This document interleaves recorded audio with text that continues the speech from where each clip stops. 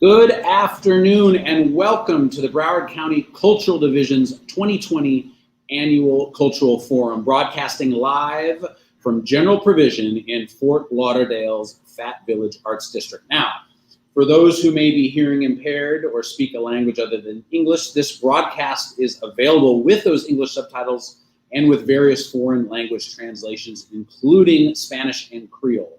Now, you can access those subtitles and do that by clicking the closed captioning icon at the bottom of this video. And also, as we proceed with today's event, don't forget to chat with us in the comment section. We'll be posting links and responding to those comments as we are able. Now, my name is Phillip Dunlap, and I am the director of the Broward County Cultural Division and your host for today's event. Now, 2020 has been quite a year, hasn't it? And as with most things this year, the pandemic has caused us to move the forum to a virtual format. So I want to thank you for joining us online, and I want to thank you to our friends at General Provision for hosting us in this great space. Now, today's forum is going to cover a lot of important ground, and throughout our time together, I'm going to be introducing a number of special guests. We're going to celebrate the accomplishments of the arts and culture sector, as well as discuss the enormous challenges it has faced. We're also going to outline the Cultural Division's priorities moving forward.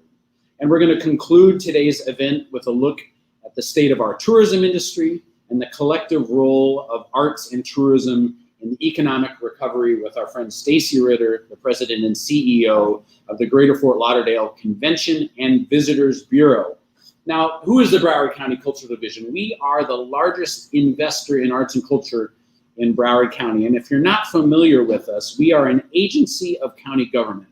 And our funding comes from a mixture of county general funds and tourist development tax dollars. Now, the foundation for the division began more than 40 years ago in 1976, when the Board of County Commissioners established the Cultural Affairs Council. And as the county's commitment to enhancing the cultural landscape grew, the Cultural Division was formed, and the name of the Cultural Affairs Council eventually changed to the Broward County Cultural Council, which is now our advisory board. Now, the council and the division work hand in hand to support the Broward County Commission's vision of cultivating community culture, arts, recreation, and lifelong learning. And within that vision, the commission has further articulated their goal to provide diverse artistic, cultural, educational, and historical amenities and programs that contribute to a vibrant, multicultural, and economically viable community. Now, despite all of this, we have to be honest about the challenges we face. While the County Commission recently approved our fiscal year 21 budget, keeping our funding intact, there are many unknowns about the impacts COVID will have on the county's budget beyond fiscal year 21, and the trickle-down effect on county agencies, including the Cultural Division. And in the face of this uncertainty, the reality is that the overall county funding for arts and culture is currently at 40% of pre-2009 recession levels. Now, regardless, the County Commission remains very supportive of our efforts, and they recently approved nearly $5 million in allocations for our grants programs, which were included in our fiscal year 21 budget. Now, although it is clear there will be challenges ahead, it is also clear that there is strong support for our cultural sector. And while we're working to calculate the numbers in order to quantify the total investment the Commission has made in the more than 40 years since the founding of the division, we know that in the last 15 years alone, they have appropriated nearly $54 million to arts and cultural organizations through grants to support arts programming and general operations. Now, this investment is a key component in making this the vibrant, multicultural, and economically viable community the Commission has outlined in their goals and vision. Now, this is a great segue for me to introduce one of our special guests. He is the Vice Mayor of Broward County. He's a member of the Cultural Council, former state senator, and one of our strongest supporters. Now, because of his continued advocacy, we have been able to increase our grants budget by over 22% in the last 2 years. So please welcome Vice Mayor Steve Geller. Thank you, Phil. On behalf of the Broward County Commission, I'm pleased to welcome all of you to the annual Cultural Forum. For the past 2 years, I've represented the County Commission on the Cultural Council, and I'm honored to be here to support the work of our county's Cultural Division. 2020 has certainly been a challenging time here in Broward County. Despite the difficulties brought on by the COVID-19 pandemic, I'm very excited about what Broward County is doing. Out of difficulty has come unique perspectives and rare opportunities. We are continuing to see growth in many areas, and with that growth comes the chance to engage new audiences. There's a significant need and desire from our residents for a vibrant and engaging arts and culture sector, and we're giving it to them. I have been and will continue to be an advocate for the Cultural Division. Over the past several years, I've successfully worked to increase funding for the Cultural Division's budget, including grants to organizations and artists, which will remain the same for this new fiscal year, 2021. And in the beginning of the pandemic, I voted to approve the Division's supplemental grant program, which provided more than $400,000 in support to organizations reeling from the COVID shutdown. I'll continue to work to make sure the Division's priorities are supported and advanced, including its newest initiative to restructure the decades-old grants process. No matter the current challenges we face and the uncertainty of the future, one thing I can say with confidence is that the future of arts and culture in Broward is in the best of hands. Phil Dunlap, who joined us only last year, has been leading the division in a new direction that's positioning the county to achieve a sustainable arts and culture sector for all who call Broward home, as well as our visitors. I hope and assume that as of November 17th, that I become mayor of Broward County. There are important issues that all county commissioners care about, but each of us has special interests in a few areas. One of the 3 or 4 that I intend to give my special attention to during my term as mayor is the cultural arts. You can tell a lot about the vibrancy of a community by their support of the arts, of museums, theaters, music, cultural festivals, etc. The arts bring tourists and businesses to Broward and enhance the quality of life for Broward's residents. It is appropriate for us to make an investment in our cultural community to ensure its continued growth. As we continue to overcome a health crisis, I know our cultural health will become stronger than ever. Thank you for being here with us this afternoon and for continued support of the arts in Broward County. Thank you. Thank you, Mr. Vice Mayor, for joining us and for your continued support. Last year's art season began like many others with quality programs and experiences offered by the many organizations that call Broward home. Now, thinking about my own experiences, I remember going to performances by the Florida Grand Opera and Madame Butterfly, South Florida Symphony's performance of Mahler 4, Island City Stage and Star Maker, New City Players' production of Macbeth, and Gold Coast Jazz Society's presentation of one of my favorite jazz artists, the Terrell Stafford Quintet. Now, who could forget NSU's Art Museum's exhibition of Happy? Then in March, everything shut down. Performances were canceled, our institutions closed their doors, and artists of all disciplines saw months' worth of work and income vanish in the blink of an eye. A report published in August by the Brookings Institution titled Lost Art worked to measure the devastating impact of COVID-19 on America's creative economy. In that report, they highlighted a number of significant concerns, including losses of 2.7 million jobs and losses of more than $150 billion in sales of goods and services for creative industries nationwide. This represents nearly 1/3 of all jobs in those industries and 9% of annual sales. They also predict that fine and performing arts industries will be hit the hardest, suffering an estimated loss of almost 1.4 million jobs and $42.5 billion in sales. These estimated losses represent 50% of all jobs in those industries and more than 1/4 of all lost sales nationwide. Now, with a few exceptions, it's clear that the arts have been hit hard. The division began collecting data on the impact of COVID-19 on our local cultural sector at the beginning of the pandemic. And the data that we collected from March to June, Broward arts and cultural organizations reported more than $30 million in lost revenue due to canceled events and venue closures. Lost or furloughed jobs nearing 1,500 and nearly 1 million audience members that did not attend events because of those closures. Now, 4 months later, those numbers have nearly doubled. However, our arts community has shown tremendous resilience despite the challenges brought on by COVID.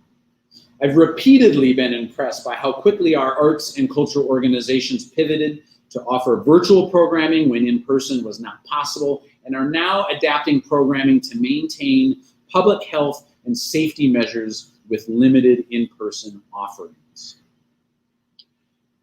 Now, to support our cultural organizations and the many new virtual offerings, the division began working to bring them all together on artscalendar.com. Artscalendar.com, we provided a centralized location for our community to find all the great virtual opportunities.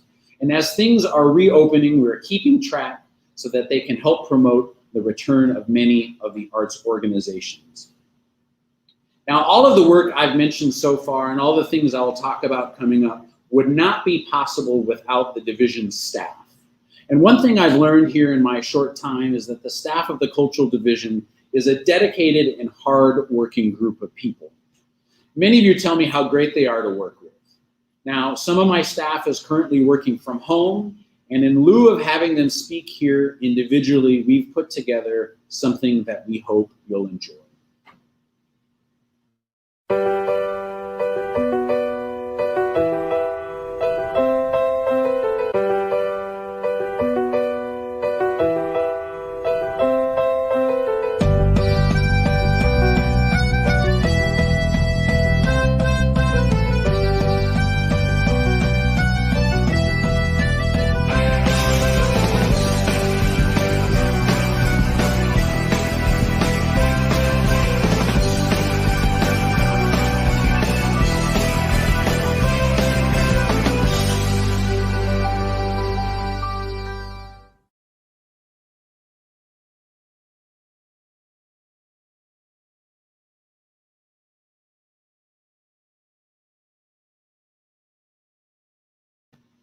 Now, we wish we could all be together to celebrate the arts, but in lieu of that, we hope you enjoyed our take on the opening of the office. It certainly is good to see everybody. Now, as an example of the exemplary virtual offerings from our local arts and cultural community during the pandemic, we wanted to play a selection from one of our grantees. And this selection is from the Master Chorale of South Florida.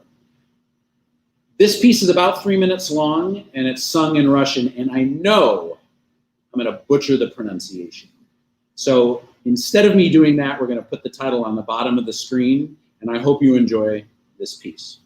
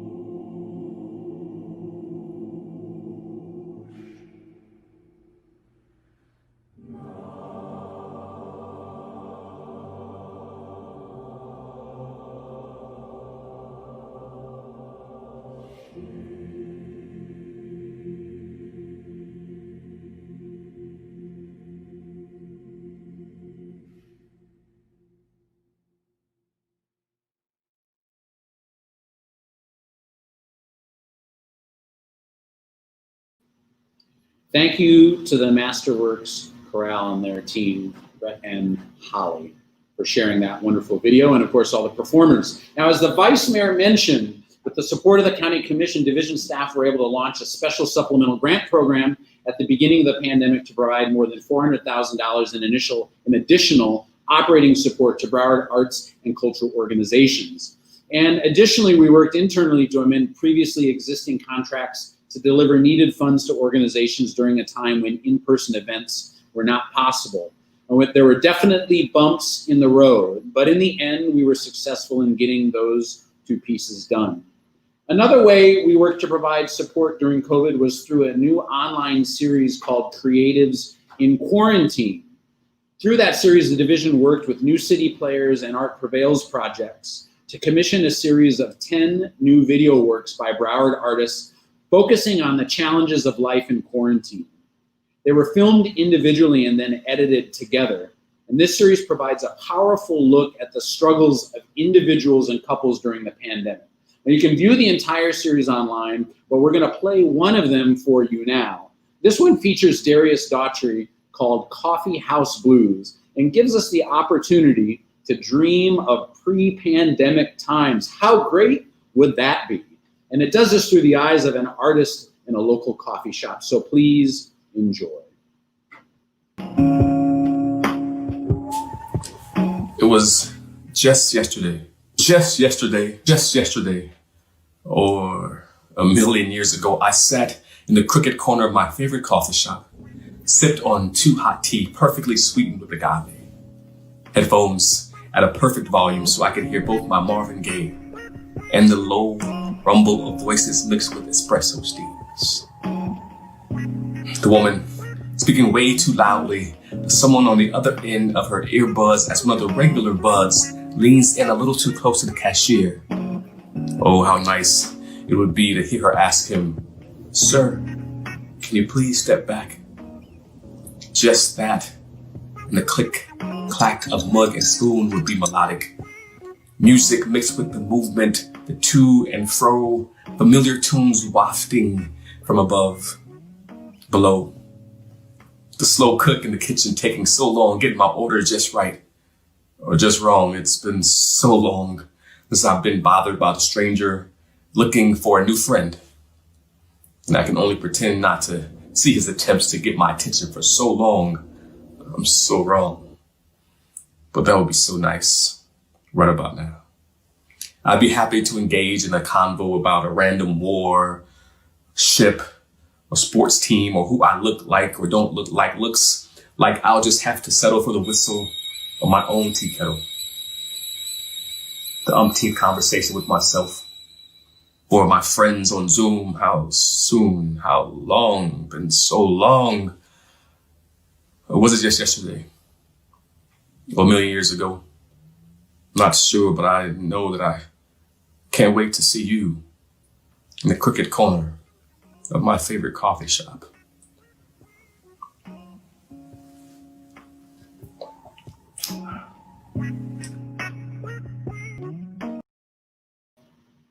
Thank you, Darius, and all the folks that helped make that series possible. Check them out online. There's 10 videos. It covers some great stuff and a great look at how our artists are addressing the pandemic. Now, the division staff has also been working hard to ensure the continuation of many of our programs. Our Artists as Entrepreneur program is successfully transformed by our grants and marketing sections into a new virtual workshop series titled Business Skills for the Modern Creator. So far, more than 5,000 artists and creatives acquired new skills and tools through these virtual sessions, and the numbers are just going to continue to grow because these resources are available online and free to everyone. We also hosted a number of other successful online workshops and are continuing to develop our Destination Sistrunk initiative to promote cultural heritage tourism in partnership with the Greater Fort Lauderdale Convention and Visitors Bureau. Now, like many of you, we seem to be busier than ever. The staff of the division continues to amaze me with their work ethic and level of output. As an example, this year alone, the public art and design team has completed 8 public art projects at Port Everglades and Fort Lauderdale International Airport. Now, rather than me listing all of the things that we've been up to. We put this video together as a retrospective to show you some of the great work my staff has been doing during the pandemic.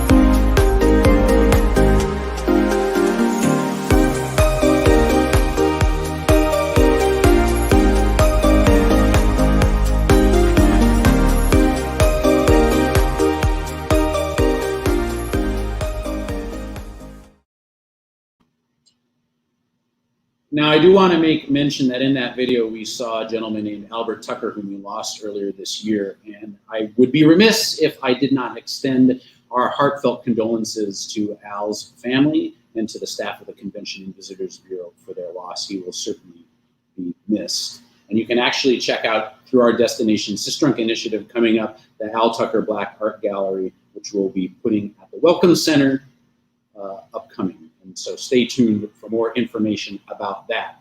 Now, of course, we couldn't do this work without the support of the Cultural Council. They are 24 members, 18 of whom are appointed by the County Commission, the others appointed by the Tourist Development Council, the Broward Alliance, Broward County Public School Board, League of Cities, Cultural Executives Committee, and we do have a county commissioner on our council who currently is Vice Mayor Steve Geller. Now, joining us to say a few words on behalf of the Cultural Council is its chair, Mr. Gregory Reed. Hello, we're glad you're here. My name is Gregory Reed. I am the chair of the Broward Cultural Council. As Phil stated, the Broward Cultural Council is made up of 24 officers and members appointed by the Broward County Commission. These volunteers eat, breathe, and sleep the arts in Broward. From public art to great music and stage performances, we listen to our communities and work to keep arts organizations and arts patrons engaged. As we know, 2020 has been financially challenging for the arts community. However, the collective pandemic experience has shown how important and resilient our arts community is. You all didn't wait to reopen your doors. You used technology and creativity to reach out to your audiences, and they reached back. In spite of all that has happened, Broward's arts community remained steadfast in their commitment to their organizations, their teams, and Broward's patrons of the arts. At the Broward Cultural Council, we are extremely proud of the work that the Broward Cultural Division does on behalf of Broward's residents and visitors. On behalf of our council, tomorrow is a new day, and we are here to support you all the best that we can. Since we are virtual, we'd like to take a moment to introduce you to the Broward Cultural Council via this short video. My name is Brittany Freeman. I'm Broward County Vice Mayor and former State Senator Steve Geller. I'm Alice Zendel Simon. Amy Ostrell. Bonnie Thornett. Carol Santel. Claire Garrett. Darren Blake. My name is Deborah Kerr. My name is Diane Weinbrock. Jeanette Seflo. My name is Ebony Crispin. Heather Brinkworth. My name is Janet Ehrlich. Jody Tanner. Robbie Kurland. Seth Platt. Hi there, I'm Val B. Glenister. My name is Michael Solomon, and we are the Cultural Council. We are the Cultural Council. We are the Cultural Council. We are the Cultural Council. Thank you, Mr. Reed, and thank you to the members of the Broward Cultural Council for your support of the Broward arts community. So, what is on tap for the coming year? Even with all the COVID unknowns, there is a lot of important work to do. Many of you may remember last year's forum where I discussed the need to rethink the work of the division through a racial equity lens. Now, why put the issue of race front and center? It's because we cannot address marginalized groups without confronting the issue of race. Now, the framework we use to guide our efforts is embodied in what I call the division's 5 pillars. And as we work on remaking our internal policies, our systems, our processes, and crafting our outward-facing initiatives, these 5 pillars form the core of our strategy to address racial equity issues within the arts. These 5 pillars are equity, access, sustainability, collaboration, and innovation. Now, this framework can be applied to the division's overall work, as well as to individual initiatives, and is central to our path ahead. Now, as an example of how we use these 5 pillars to guide our work, we need look no further than our efforts to overhaul our grants program, as mentioned by the Vice Mayor. In order for organizations to be able to present innovative and collaborative programs, the division needs to give funds in a way that promotes sustainability to support the risk that comes with being in that space. But before we can even get to this point, we have to create an accessible and equitable process through which we can invest the county's funds. Now, as an example of the beginnings of our effort to rethink our work, we recently opened an application process for citizen review panelists in an effort to create a truly transparent and equitable process through which funding recommendations are made to the Cultural Council and ultimately the County Commission. Now, every year we'll be opening the application process for qualified community members to apply or be nominated to be a citizen review panelist. These panelists will form the core of our proposed new grant-making program, and they will be responsible for reading and evaluating grant proposals submitted to the division. Having a transparent process that is driven an equitable and accessible system. Moreover, by being intentional about how we craft our review panels, we can ensure that grant applications are being reviewed and evaluated by a truly diverse group of arts professionals that embodies the diversity of the community in which we live. Now, this is an ongoing process, and this is not a box that we check, and we put these initiatives front and center to create accountability with our words. Now, also in line with this strategy, I mentioned that we have been working on a plan to overhaul the division's grant-making programs with the goal of achieving greater equity, access, and transparency within that process. Now, this effort has been ongoing since I arrived at the division, and we are on track to announce an entirely new grant program before the end of the calendar year. Now, while I can't go into specifics just yet, on our website you'll find information about a virtual series called Culture Cafe, where you can sign up to learn more about the restructuring of our grants programs, which will include new review criteria, new funding levels, applications, and more. And while we'll be unveiling that new process toward the end of this calendar year, fiscal year 21 grants are not impacted. So despite challenges, our focus remains steadfast. We'll be doing everything that we can to ensure the arts community weathers the challenges of COVID by continuing to provide much needed grant funding. Now, many organizations are not able to execute their originally proposed programs, so we're working to be as flexible as we can with our contracts to allow for virtual programming and other adjustments so that you can retain your grant awards. We also want to make sure that the Broward community knows the arts are still here. And in January, we'll be piloting a new digital art initiative during Fort Lauderdale Art and Design Week. Our public art and design team has partnered with Mad Goat Studios to use projection mapping technology to install large-scale video art installations in downtown Fort Lauderdale. 4 South Florida artists have been selected to adapt their art concepts with the technology and create an interactive exhibition that will be mapped and projected on the exteriors of 3 downtown buildings. This unique and exciting activation will enable people to experience art in an outdoor, low-density, and socially distanced environment. And we hope in the future to grow this concept into a major event for Broward County. Another exciting public art and design project on the horizon is a proposed lighting installation on the Andrews Avenue Bridge. Our artist selection panel recently selected an artist for the project, and our initial goal to install artist design lighting on the Andrews Avenue Bridge will hopefully continue to the 3rd Avenue Bridge and eventually the 17th Street Causeway. And also coming up will be a virtually and eventually in-person exhibition highlighting the Sistrunk community in the African American Research Library and Cultural Center. And finally, this year, we launched an initiative to work with Broward municipalities to design and implement public art programs. Most of you may not realize that although the county has a public art ordinance, it only applies to county projects, property, and buildings.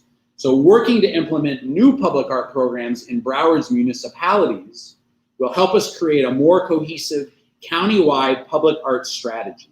Now, we're currently working with the cities of Dania Beach, thanks to one of their city commissioners, Bill Harris, and we're working with the city of Fort Lauderdale under the leadership of one of their commissioners, District 2 Commissioner Steve Glassman, who was a former employee within the Cultural Division. So thank you both for your leadership.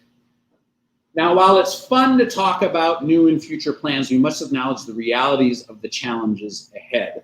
The success of the arts and culture sector is intertwined with our local economy and in large part impacted by the tourism industry. As we all know, tourism has taken a major hit as a result of the pandemic, and while tourism has increased in recent months, most experts say it will take 2 to 3 years for tourism to rebound to pre-pandemic levels. Now, a healthy tourism economy means a healthy local economy, which means healthy arts and culture sector. So here to discuss with us the state of tourism and how the arts and culture community can contribute to the economic recovery is our friend and the president and CEO of the Greater Fort Lauderdale Convention and Visitors Bureau, Stacy Ritter. Please welcome Stacy Ritter. Hello, nice to see you, Bill. How are you? Hang on, let me scoot over a little bit. Should we? Thank you. Yes, a socially distanced affection. I love it. Hey, thank you for joining us. For me, you would, yes. You know, the annual cultural forum is our way to talk about state of the arts with the arts and cultural community. And as I mentioned in my opening remarks, arts and culture and tourism are so intertwined. And you come from a very unique perspective, having been a county commissioner, having been a state legislature in the state legislature, and now president of the Convention and Visitors Bureau. So I wonder if you wouldn't mind giving us an update on the status of the tourism industry here in Broward and some of the things that you're hearing on the ground. Yes, and thank you, Phil. Thank you for inviting me to speak to an audience of whom I don't usually get a chance to speak. So I thank you for that.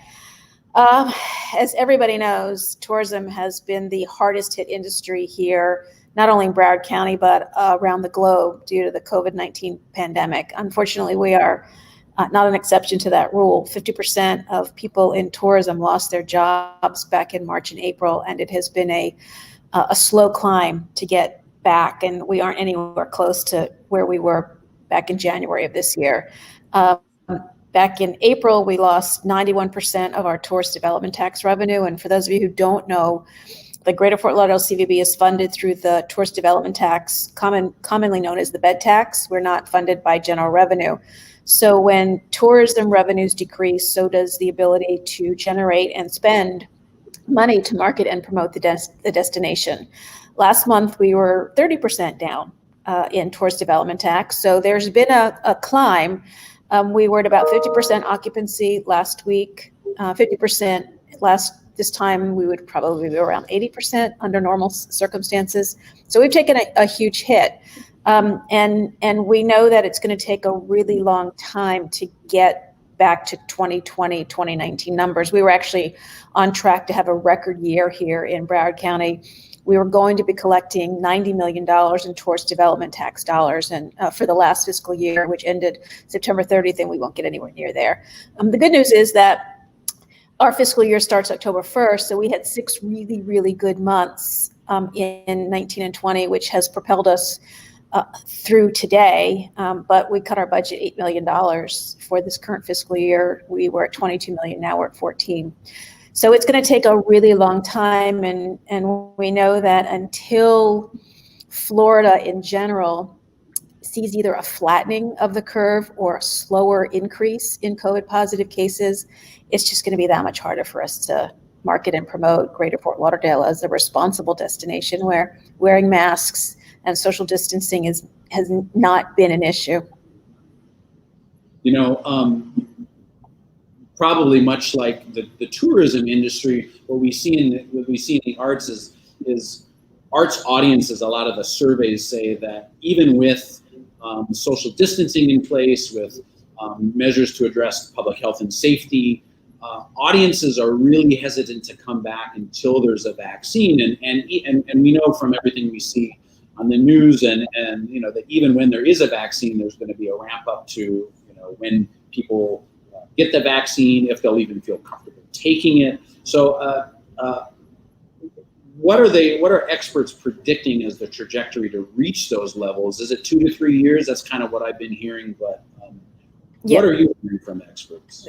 Same thing, that we expect that we would get back to early 2020, late 2019 numbers in 2023. That's a long time from now. The good news is, if there is a silver lining, business bookings, group bookings, conferences, conventions, associations, they book out 5-6 years in advance. So for the department that works with group sales at the CVB, they're booking already well in advance, 25, 26, and those bookings are very robust.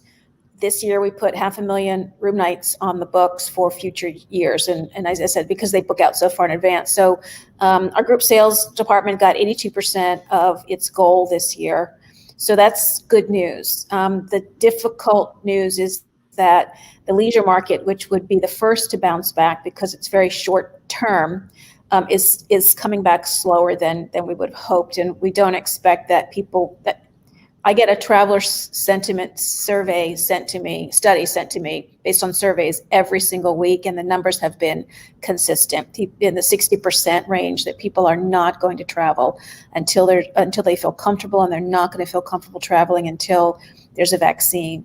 So conferences have become either completely online or some are now moving to hybrid.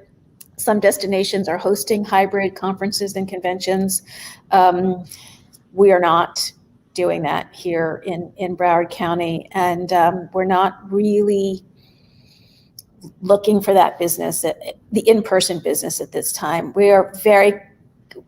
We firmly believe that while there is clearly an economic crisis, the reason for the economic crisis is the public health crisis. And until you get the public health aspect of this under control, you're going to have a really difficult time getting the economy back. So in the meantime, correct me if I'm wrong, but your strategy— I will.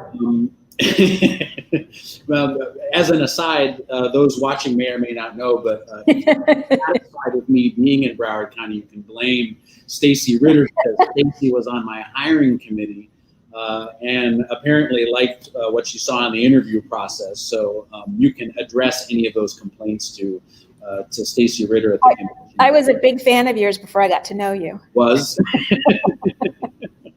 Well, anyway, back to back to my earlier, or the point I was trying to make before I was interrupted. Can somebody mute her mic or something like that? I'm kidding. I think I outrank you, Philip. Yeah, okay, sure. That means you're older than me is what it means. But anyway, what I was trying to say is that your strategy in the meantime is to focus on, I guess, what's called the drive market, which is folks are going to drive from, adjoining counties or maybe across the state 3-4 hours, something like that. And similarly, there's a lot of talk in the cultural sector that the organizations that are going to be most sort of successful at navigating this space are going to be the smaller arts organizations because they can be nimble in adapting their programming. They're not as revenue driven because they may not have as much overhead because they don't have buildings or things like that. So as CVB focuses on the drive market, how can arts and cultural organizations that are able to execute programming in a way that makes their audiences feel safe and address those public health guidelines, how can arts organizations partner with the CVB, tap into that local tourism market in order to kind of help with this economic recovery? Where do those intersections meet? And there are intersections, there's no question. I mean, we have worked throughout the years with parts of the cultural world, but certainly not as many as we would like to. And our underground department had worked that angle for a very, very long time. Due to budget cuts, that department no longer exists. So we've put the cultural outreach into the marketing department, which is, as you might imagine, already very, very busy. The marketing didn't shut down. It just changed to more digital, more social, more website oriented. And it's important to know that while, and I don't want to be negative here, but I want to be realistic, and I don't want people to have expectations that we may not be able to manage. We had a significant ability to fund in previous years, depending on what options you provided us. That has been diminished as a result of budget cuts. Last year, the Tourist Development Council promotes the destination, and its main focus is to reach out to tourists and visitors as defined by state statute mean non-residents of Broward County. So they could be adjoining counties. If you cross a state line, you're considered a visitor, even if you don't put your head in a hotel bed here in Broward County. But the main focus based on state statute and the tourist development tax dollars are the stipulation as to how to spend them is via state statute. As long as your main focus is to reach out to tourists and visitors from outside the county, then please come to us and let us know how you think we can help. We believe that the CVB is a community asset. We think our relevance is to residents. And we have spent most of the past 5 months trying to help local businesses get back on their feet, or at least be able to pay the rent for this month, put food on their families' tables, pay their light bill. So we had a very robust Dine Out Lauderdale program this summer. Usually that's a 30 or 60-day program in August and or September to help restaurants through the slow months. Well, this year has been a slow month. So we started that in June 1st, and we reached out to restaurants to try to get visitors and ancillary benefit was residents engaged in that community. And we think we could, that was where we figured we could have the biggest bang for our buck, because we put it on social and because we put it on the website and reached out to people that way. I don't know if it was a local who was seeing it or a visitor who was seeing it, and that covers the state statute issue. So if you have a program or a project, just make sure that there's a tourism angle so that we can justify funding, because honestly, none of us wants to get in trouble with the state.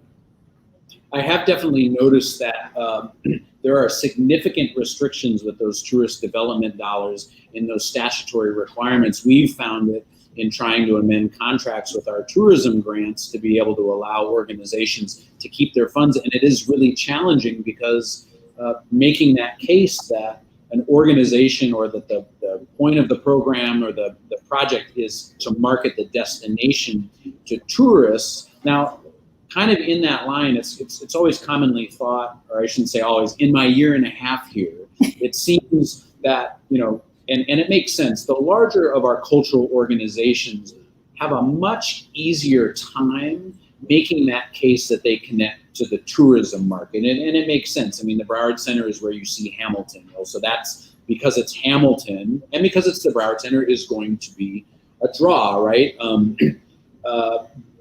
I get the feeling, that a lot of our smaller organizations feel left out of that process. Is there a way or advice on how to connect, the programming of some of these arts and cultural, these smaller organizations to connect with that tourism market? Does that mean they cannot market the program locally, or if they market locally, it has to be in the tourism areas, like in the hotels, because tourists get here, they're still tourists. They're just in Broward County. They're not. They don't stop being tourists once they cross the line. Well, first of all, I would suggest that for all of those organizations of which you speak, start collecting data on who is buying your ticket, whether it's zip code data or city and state data. And I know that you can buy credit card information, which will show you where your zip codes are coming from. That's important, because if you can show half of your ticket sales are coming from outside of Broward County, then you're covered with the state statute. So, and the data is really important for us to justify the spend.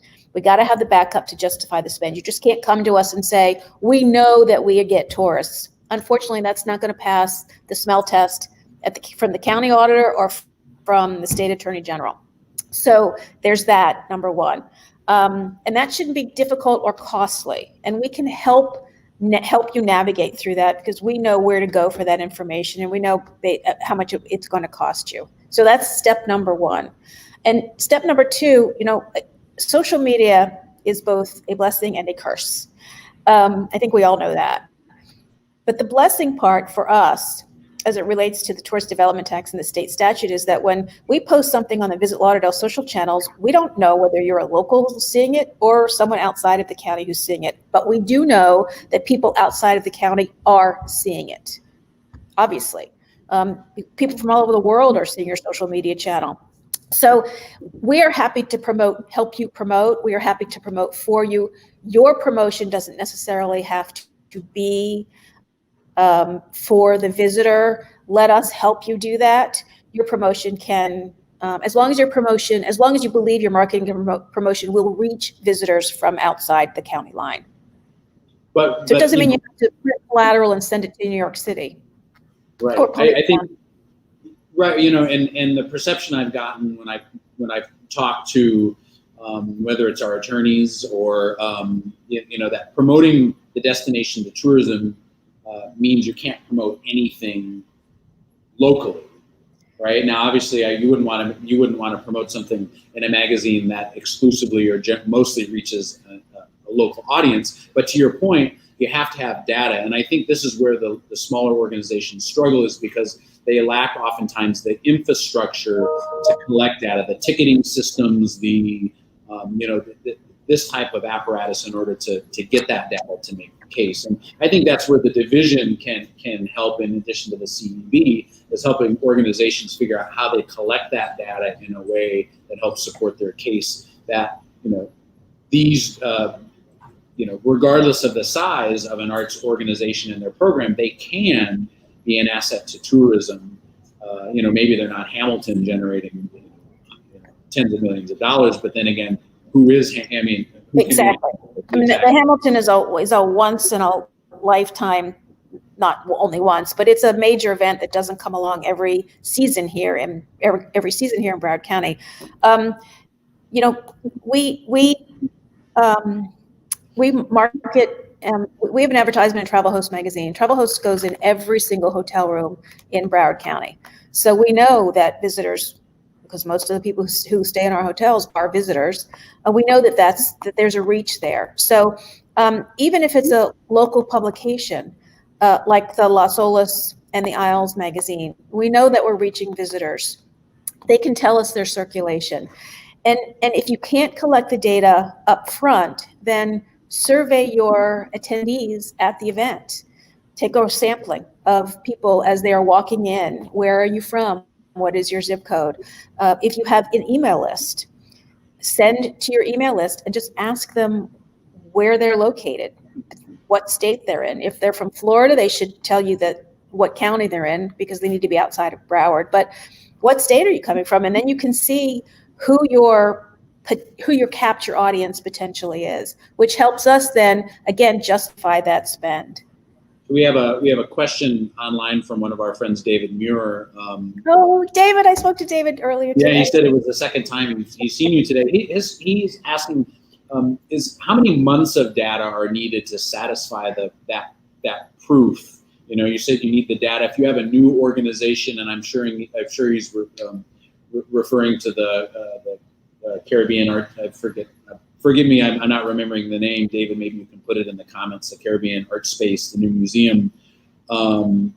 But is there a certain amount of that data? Because part of what organizations do, obviously, is they try things. So if they're trying, they're marketing to a tourism audience that may be successful, it may not be successful, and the data may say, well, you marketed to the tourism audience, but nobody showed up, or not as many people showed up. So is there a threshold? And when the statute was written, there was no such thing as social media or the internet even. So you're talking about, and government is, whether it's local, state, or federal, is routinely behind when it comes to new initiatives that are happening in pop culture, in current events. So a lot of it is getting our attorney to write or to render an opinion as to whether or not this would satisfy the statute. If your event is new, and again, and we were doing this at the CPB, we were seeding events. We were giving people 3 years to come up, 3 years, and after 3 years, your event should be able to fly on its own or not, and in which case you might want to cut the cord and try something new. So if it's a brand new event, then what we would need you to do is to come up with a marketing plan that shows us how you're going to promote the event outside of the destination. That's fine. And then after the event, we can capture the data as to where these people came from, where the people came from who attended the event. But if it's a brand new event, obviously there's no data to tell you. But you can figure out a marketing plan. And one of the things that we require, if you're asking for funding, is show us your marketing plan. We're not going to do all the marketing for you, but we will certainly be there as an arm to your marketing to help you boost attendance at your event. Great. And I think the space in question is Island Space Caribbean Museum. I've been seeing a number of things about it, but definitely check for our viewership, check that out. We've only got a couple more minutes, Stacy. We know that part of what helps the tourism economy is people coming into events, to conventions, and many times there's a lot of data that says that those folks end up extending their stay by maybe a day or coming in a day early in order to check out the cultural offering. So is that your dog in the background? He wants to feed them now, and they start to howl when they're being fed. And I'm like, can't you wait 5 minutes? I'll rush to hold on a minute. Phil says, hold on 5 minutes. So as the events rebound and we start to attract more people to those in-person events when we're able, is there any advice you have to arts and cultural organizations or things the division can do in order to help tap into those events that are coming in order to let them know what those offerings are, so that if they extend their stay, that we can be part of the reason why they extend their stay? First of all, I would suggest that you don't come to us 2 weeks before your event, because then there's really little impact that we can have if you do that. If you want to put an event on the books for 6 months from now, come to us now so that we can help you craft your marketing plan. If you don't know how to or are unfamiliar with how to, we have an entire marketing department who is there at your disposal to assist you in making sure that your event is successful and generates revenue for Broward County. Again, it doesn't have to be bed tax revenue. The statute does not say that that is the criteria for determining whether or not your event can be funding. It is whether or not your visitors are outside the county. So that's number one. Come to us well in advance and let us know. I've had events that have come to me 30 days in advance and they've wanted $100,000. I'm like, I can't help you if you're with that shortened time frame. So that's number one.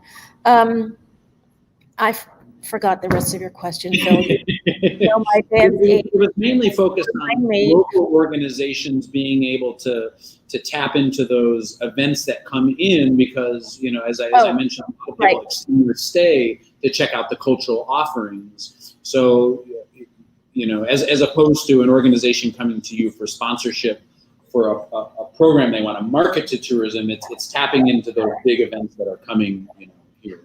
Well, I'm going to tell you honestly that we have not done as good enough job in the cultural space as we needed to. And there are a lot of reasons for that, none of which we need to go into today. We can do a better job. And I don't have I don't have the silver bullet answer to your question, but I would love to work with the active members of the cultural community with you to figure that part out. I did want to mention one thing before we go. You were talking about race earlier. I'm not intentionally changing the subject, but you were talking about race earlier. And the CVB staff just went through a DEI masterclass training about race. And it was one of the things that David and I were speaking about on a call earlier this morning, the results of a survey from the Black Travel and Tourism Coalition. That's very important to us at the CVB. And we feel that we have an obligation to be out in front on something like this. There are some DMOs that are not destination management organizations, which are not interested in being out front in the conversation about equity and race. But we are not one of those CVBs. And we would love to have those of you who are out there or interested in continuing this conversation, come to the table with us. And because we think that Broward County should be a shining example of what DE&I looks like, it is supposed to look like. It's not only good for the visitors to see, it's also good for the residents. And as I said in the beginning, we believe that we are a community asset. And one of the best things that we can do is help residents understand what we are and why tourism is so important to Broward County. Well, I appreciate that, Stacy, and I also appreciate you taking time to be with us today. It's great to see you, albeit virtually, and I look forward to the time when we can have lunch again. Or well, Phil, you know, I put makeup on for you, and I'm wearing shorts, so good for you. Okay, well, maybe the filter on my computer's broken, but I'll take your word for it. Okay, thank you. Thanks, everybody. Thank you very much, right? Okay, thanks. Be safe.